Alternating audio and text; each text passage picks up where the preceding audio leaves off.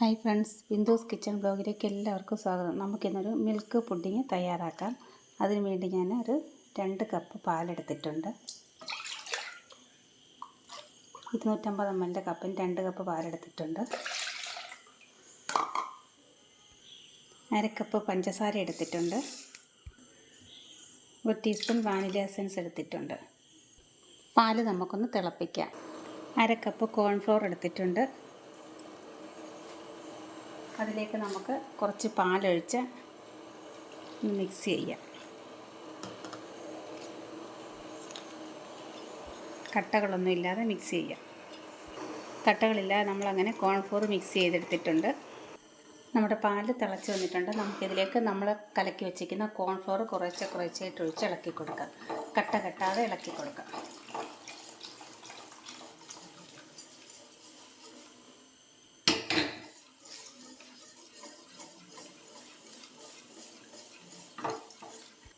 നമുക്കതിലേക്ക് ഒരു ശകലം കോൺഫ്ലോറും കൂടെ ഒഴിച്ചു കൊടുക്കാം. നമുക്കതിലേക്ക് കുറച്ച് കണ്ടൻസ്ഡ് മിൽക്ക് ഒഴിച്ചു കൊടുക്കാം. അങ്ങനെ നമ്മുടെ പാലും കോൺഫ്ലോറും ഒക്കെ ഒന്ന് വെന്ത് കുറുകി വന്നിട്ടുണ്ട്. നിങ്ങളിതൊന്ന് ട്രൈ ചെയ്യണേ. നമുക്ക് പെട്ടെന്ന് തയ്യാറാക്കാൻ പറ്റുന്നതാണ്.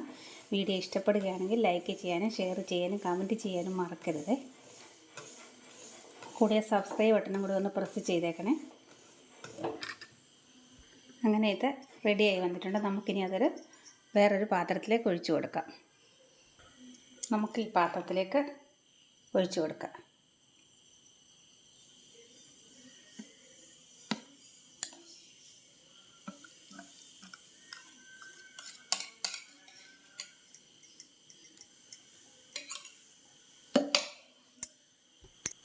നമ്മളിത് പാത്രത്തിലാക്കിയിട്ടുണ്ട്. ഇനി ഇതിന് തണുത്തതിന് ശേഷം റൂം ടെമ്പറേച്ചർ ഇരുന്ന് തണുത്തതിന് ശേഷം നമുക്ക് ഫ്രിഡ്ജിൽ 2 മണിക്കൂർ വെച്ചിട്ട് കട്ട് ചെയ്തെടുക്കാം.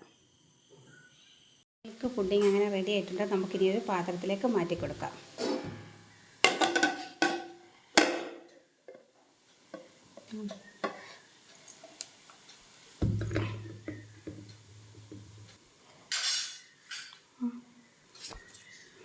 അങ്ങനെ നമ്മുടെ പുഡിങ് റെഡി ആയിട്ടുണ്ട്. നമുക്കിനി ഒന്ന് കട്ട് ചെയ്ത് കാണിക്കാം. നമുക്കിനി ഇതൊന്ന് കട്ട് ചെയ്ത് നോക്കാം.